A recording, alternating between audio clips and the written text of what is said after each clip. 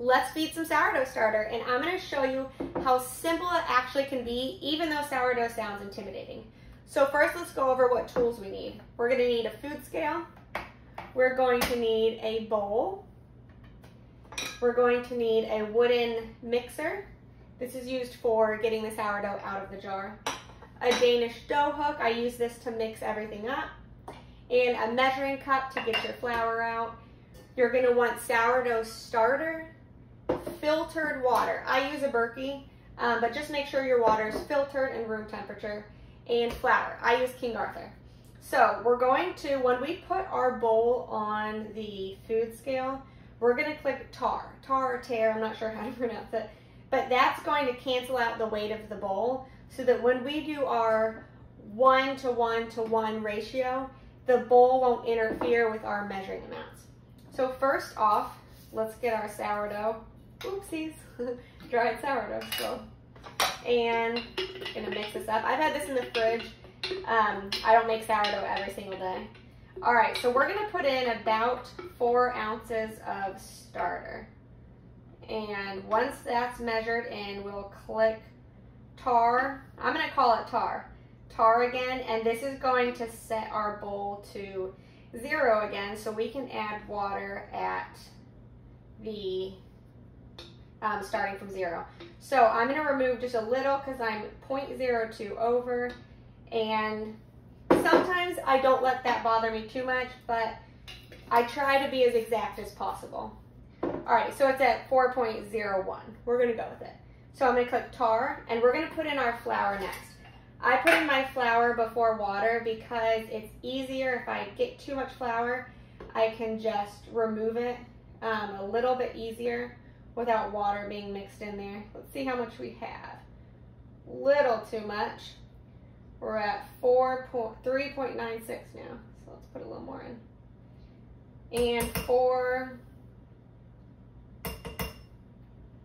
on the dot. Alrighty, we're gonna click tar again. And we're going to add our water in. Now this is where we have to be really precise because we can't really take water out. So we're going to put our filtered Berkey water in here. And when this is in, we're going to mix all of it up. Before we mix and put it back into the jar that we took it out of, we're going to want to remove the remaining sourdough discard. You call it discard what's left in your jar. I gotta be super precise here. 4 on the dot. So we're going to get rid of the food scale now. It's no longer needed. And we're going to use our Danish dough hook and mix it up. So, like I was saying, when this is all mixed up, I love using this Danish dough hook. We are going to put this fed sourdough starter right back into the jar that we took the sourdough starter out of. But before we put it back in, we're going to discard the remaining starter that's in there because we don't want to have an abundance of starter. We've already measured everything out. So let me throw this out. I just use a 32-ounce jar. You can use any type of jar. Sometimes I just put saran wrap on and then put a rubber band or something over it. You don't have to use like a lid or anything. But when I feed it, I also don't put the lid on super tight. So it's just, I kind of leave it a little room for air because there will be some, you'll notice, I don't know, like some air left in there. Okay, the jar is empty for the most part. You can see here. We're gonna put our starter right back into this jar. Let's see if I can do it so y'all can see it. I love using this Danish dough hook. It makes it easy for getting the fed starter right back into the jar, and it mixes things up really well.